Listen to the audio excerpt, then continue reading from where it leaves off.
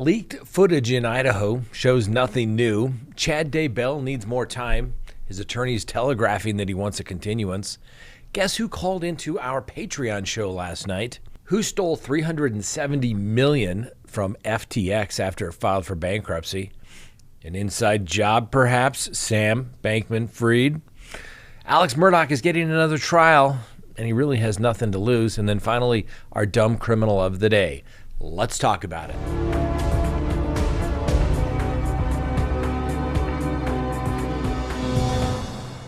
Well, welcome to Crime Talk. My name is Scott Reich. You know the drill. Subscribe if you haven't. Like if you do. Hit that little bell so you receive notifications of when we go live or put up new content. And remember, leave me a comment below about what we discuss here today. And as a quick reminder, you can listen to us anytime, anywhere on any of your favorite podcasting apps. Just simply download Crime Talk. All right, let's support the sponsors that support us. Please go to crimetalksearch.com and you can sign up for a background subscription service. And when you have that background subscription service, you are able to conduct background searches on as many people as you desire, and you can cancel at any time. Now, when you do this background search, it's literally done while you wait, and you're going to get a report emailed to you, and it's going to have information about the person that you're searching. Are they married? Are they divorced? Or do they have judgments against them? What kind of criminal history do they have? Where have they lived over the last 20 years? That's right. That's the kind of information you're going to be able to get. Check people out. Don't be a victim. If you're not getting a warm, fuzzy feeling by somebody you know, check them out. Go to crimetalksearch.com. All right, let's go ahead and open the record for December 28th, 2022, and begin with our docket. Our first case on the docket is the Moscow, Idaho slayings. Idaho police issued a statement last night. We brought this to you on our live program, but let's go through it. It's almost like they were watching Crime Talk. We put out our video last night, and then all of a sudden the Moscow Police Department is issuing a statement saying that the Moscow Police Department is providing the following information to update the public on the known facts surrounding the 4 murders that occurred on November 13th in Moscow, Idaho. At this time in the investigation, the detectives do not believe the female associate professor and chair of the history department at the University of Idaho suing a TikTok user for defamation is involved in this crime. The Moscow Police Department will not provide a statement about the ongoing civil process. They also stated that there have been numerous inquiries from members of the public and media to verify digital media published online. Any picture or video provided through the official public records request process is authentic. However, once a record is released, we can no longer verify its authenticity, as we do not know if anything has been altered. Detectives are aware of the videos distributed by local businesses. And they also note that the progress continues to locate the white 2011 through 2013 Hyundai Elantra, believed to be in the immediate area of the King Road residence during the early morning hours of November 13th. And investigators believe the occupants may have critical information to share regarding the case and have identified over 22,000 vehicles. So if you know or own a vehicle matching this description, or know of anyone who may have been driving this specific vehicle on the date preceding or the dates of the murder, please forward that to their tip line. Now, as we brought you the news yesterday, Professor Rebecca Schofield filed a federal lawsuit Wednesday claiming that Ashley Gillard posted TikTok videos accusing Professor Schofield of ordering the fatal stabbings of Kaylee Gonsalves, Maddie Mogan, Zaina Kernodle, and Ethan Chapin. Now, Miss Gillard said that when she goes to court and they see the evidence and see how she's been able to connect the dots, that they will decide as it pertains to whether they want to continue to live in blinders or believe it. If they don't, I don't care. Now, of course, if they don't believe it, guess what? She's going to get a judgment against her. So there are images that appear to show 2 of the University of Idaho stabbing victims at the bar the night that they were killed, the same bar investigators where they were at for several hours that night.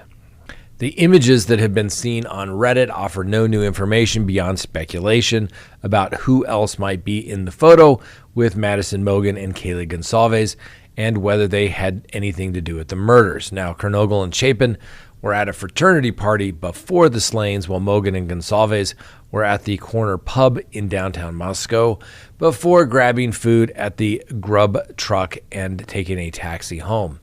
All four arrived at their houses within minutes of one another shortly before 2 a.m., and police believe the killings took place between 3 and 4 a.m.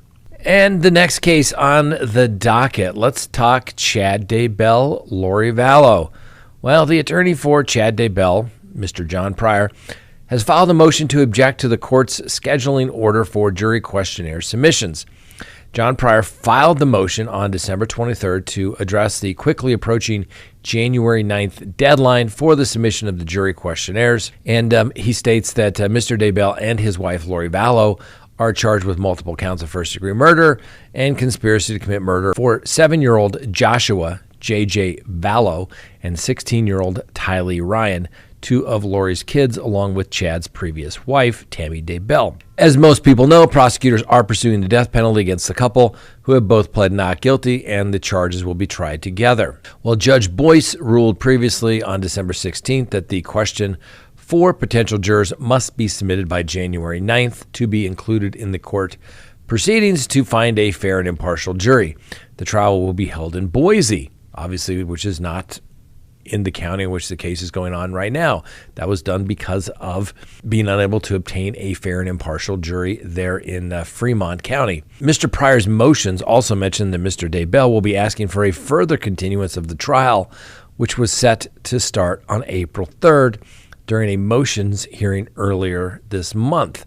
He states it would be impossible for Mr. Daybell to propose a constitutionally adequate jury questionnaire prior to completing a mitigation investigation and prior to receiving and reviewing all material evidence. And to safeguard Mr. Daybell's right to the effective assistance of counsel, his due process rights, his right to a fair and impartial jury drawn from a fair cross-section of the community, and his right to individualized sentencing, Mr. Daybell objects to the current scheduling order and will promptly file a second motion to continue. Well, my first thought would be, what has Mr. Pryor been doing for the last 2.5 years? Come on, we got to go try this case. He's ready. Let's go. Now, if you were a Patreon member, guess who called us last night? That's right. We received a call in from Larry and Kay Woodcock, and they called us. They're Patreon members. And for those who do not know, they're the grandparents of J.J. Vallow. That's their grandson. Remember, they're Patreon members. And it's been a long time for them because the district attorney apparently is not communicating with them regarding aspects of the case, as I would think they'd be required to do under the Idaho Victims' Rights Act that says that they have an opportunity to do that. And if you heard the conversation last night, they would really like the case to be televised so that their family and friends can observe the trial who are unable to go to Idaho. They asked for advice on what they could do, and my first thought was, well, you need to convince the district attorney to change their mind so that they can go to the judge saying, Judge, please reconsider. And if not, he could always write a letter to the judge himself. So very humbling, the fact that the Woodcocks turned to CrimeTalk here for advice on how to proceed. But hopefully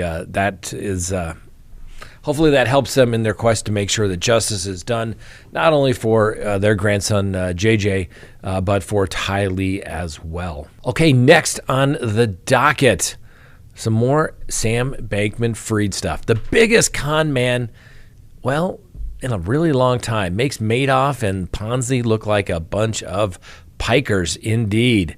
So federal prosecutors are investigating an alleged cyber attack that drained more than $370 million worth of assets from FTX after it filed for bankruptcy last month. And the Department of Justice is said to be looking into the alleged hack at the largest crypto exchange last month after authorities were able to freeze a small percentage of some of the stolen funds.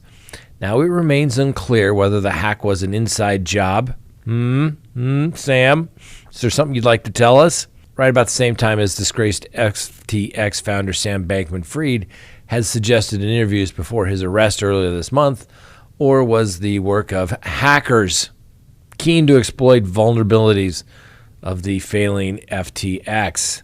The investigation is separate from the case against the once popular 30-year-old former CEO, who federal authorities say fraudulently raised $1.8 billion from investors to wage high-risk bets and cover his personal living expenses. He has since admitted in Bermuda court documents to borrowing funds from his firm, Alameda Research, to purchase thousands of shares of Robinhood. And then on November 12th, FTX new CEO, a guy by the name of John Ray III, revealed that there had been unauthorized access to FTX assets one day earlier, the same day the firm filed for bankruptcy. Man, it's almost like somebody knew what was going to take place, wasn't it? Anyway, filings with the federal government show that the alleged hacker made off with $372 million worth of assets. Now, blockchain analytics firm Elliptic later revealed that the stolen FTX tokens were swapped for Ethereum, another cryptocurrency, through a decentralized exchange in a tactic commonly seen in large hacks. Then on November 20th, Chain Analysis, another cryptocurrency analytics firm, tweeted that the stolen funds were on the move and had been exchanged from Ethereum to Bitcoin. The group warned that crypto exchanges at the time to be on the lookout in case a potential hacker tried to cash out the funds, which I always think is ironic. They're going to cash out the funds for cash, dollars. Funny how that works. Anyway, that's for a later discussion on cryptocurrency. But if not, I hear there's a big tulip thing going on. Big tulip thing. It's going to be big someday. Anyway, funds were deposited into a mixer, which apparently jumbles different types of cryptocurrencies together to hide their origins, according to ZachXBT, a Twitter user who tracks crypto hacks. And then on Monday, reports emerged that the crypto exchange Paxos recovered about 11,000 Paxos gold tokens worth about $20 million from the stolen funds. Those assets are said to be backed by real gold in Paxos' positions. Now, authorities have now been able to freeze some of the funds on certain platforms they say cooperated with law enforcement, but the amount they were able to track down and freeze is only a small percentage of the total loot. The investigation into the stolen assets is being led by the Department of Justice's National Cryptocurrency Enforcement Team, working with the Manhattan federal prosecutors in charge of a sweeping criminal probe that led to the arrest of Bankman-Fried earlier this month. We'll continue to see how that goes. Personally, I mean, if there's something weird going on, I would look directly to Sam Bankman-Fried or his little close-knit group of friends. They knew what was going on. They know how to work the system. And, I'm not saying we're giving everybody the presumption of innocence. We're not making allegations that we can't back up. But I think that's certainly where I would begin the investigation. We'll see where that leads. Next on the docket, Alex Murdaugh gets himself another trial. Well, the much-delayed trial in the wrongful death case of Mallory Beach against Alex Murdaugh and convenience store magnate Gregory Parker can finally proceed, but no official date has yet been set. The South Carolina Court of Appeals unanimously ruled that Murdaugh and Parker will be co-defendants in the case. Now, Mr. Parker's lawyers had asked for their cases to be tried separately. The trial likely won't begin until the summer of 2023 at the earliest. Now, Mark Tinsley represents Renee Beach, who filed a lawsuit against Parker and Murdaugh. She is the mother of Mallory Beach, the 19-year-old woman killed in the nighttime boat crash back in February of 2019 down there in the low-country waters of Beaufort, South Carolina. The trial is expected to determine who was at fault for Beach's death and how much money, if any, should be paid to Beach's family. Now, earlier this year, the Judge Daniel Hall, had hoped for a trial in October or November, But that didn't quite work out, and the attorneys for Parker cited a blitz of adverse publicity surrounding the Murdaugh case, and he requested his case to be tried separately from Murdaugh. The former lawyer, Alex Murdaugh, faces a host of obviously criminal charges, including theft, as well as, the serious allegation of murder, for he allegedly killed his wife, Maggie, and his son, Paul.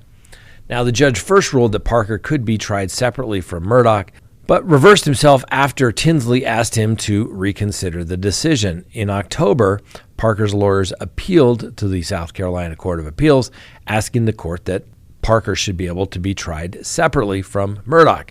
Murdaugh is a defendant in the case because he allegedly often allowed his youngest son, Paul, who's now deceased, the one that he's allegedly killed, he allowed him to use an ID that was not his own to buy alcohol, knowing his son would become reckless when driving a boat or vehicle, according to the lawsuit.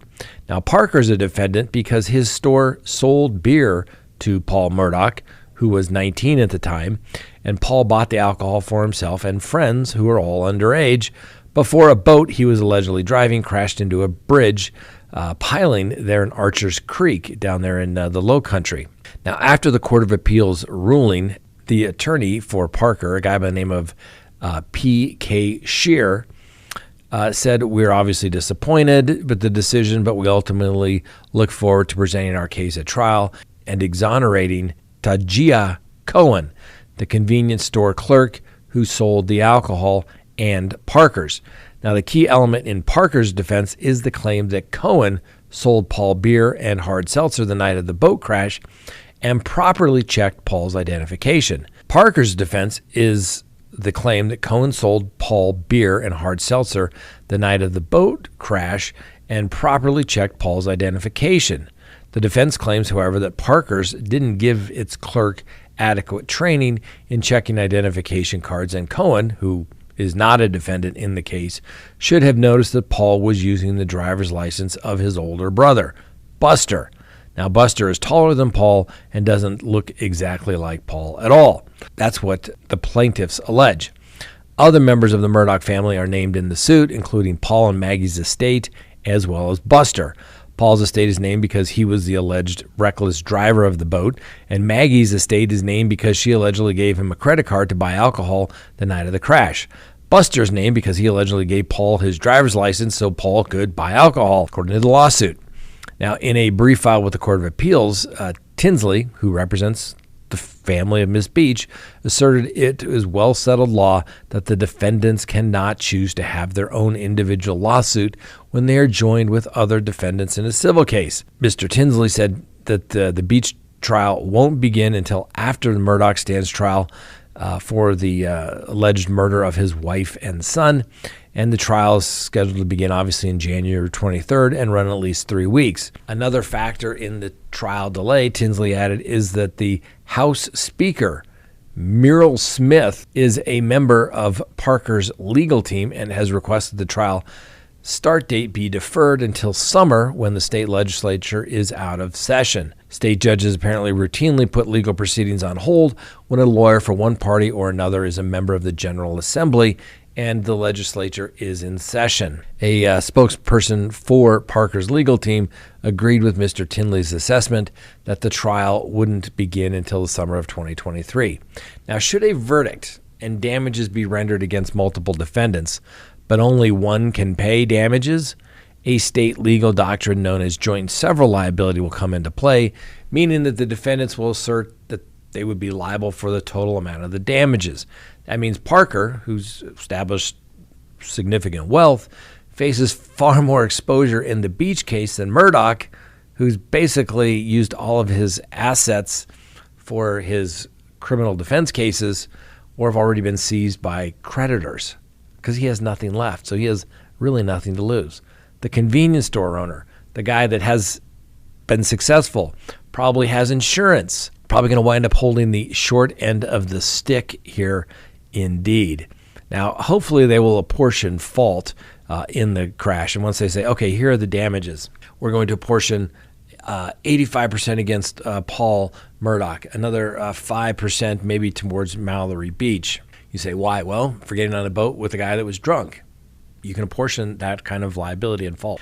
And then maybe the balance for Paul or Buster, it just really depends on how the jury is going to come out to it. We'll see. It's going to be interesting. I'm telling you, when that case first happened, I thought this is going to be big. And the fact that this kid was born with a silver spoon in his mouth, the family controlled the county for the last 100 years, and everybody in the family had been a district attorney down there for the last 100 years. I just had a feeling something wasn't right. The whole thing has just smelled from the beginning, and that's why they're making documentaries about this particular case. And it's going to get more interesting when that trial comes around. Finally, our dumb criminal of the day. After a witness called 911 to report a reckless driver because he was speeding and swerving all over the road, the sheriff's deputies ultimately spotted the suspect and saw him go past the deputies about 100 miles per hour, about 9:15 at night. When the car was ultimately pulled over more than 2 miles up the interstate, driver Nicholas Bernard reportedly admitted to going 120 miles an hour. Bernard explained that he reached the top speed because a good song came on. I mean, face it, really? Haven't we all done that? Haven't we all done that? I have. Raise my hand if you've done that. I have. Well, that's why Mr. Bernard is not our dumb criminal.